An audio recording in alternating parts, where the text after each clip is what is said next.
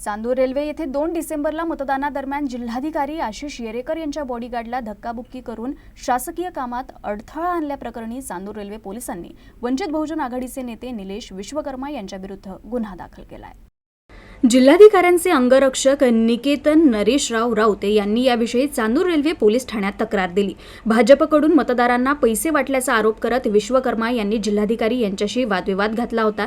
यावेळी बॉडीगार्ड राऊत यांच्याशी धक्काबुक्की केली होती। चांदूर रेल्वेच्या सरस्वती विद्यालय येथे ही घटना घडली होती। या प्रकरणी चांदूर रेल्वे पोलिसांनी गुन्हा दाखल केलाय। माहितीनुसार तक्रारदार निकेतन नरेश राऊत हे अमरावती ग्रामीण पोलीस मुख्यालयाच्या आदेशानुसार अमरावतीचे जिल्हा दंडाधिकारी यांचे अंगरक्षक म्हणून अधिकृत कर्तव्यावर होते। ही घटना घडली तेव्हा सरस्वती विद्यालय येथील मतदान केंद्राजवळ ते कर्तव्यावर होते। आरोपी निलेश विश्वकर्मा 100 मीटर प्रतिबंधित क्षेत्रात असलेल्या मतदान केंद्राच्या आवारात गेले। तिथे अंगरक्षकासोबत धक्कामुक्की झाली। तसंच संपूर्ण घटनेचं चित्रीकरण केलं आणि ते सोशल मीडियावर व्हायरल केलं। सरकारी कामावर असलेल्या अंगरक्षकाला शिवीगाळ धक्काबुक्की केल्यानं सरकारी कामात अडथळा निर्माण झाला।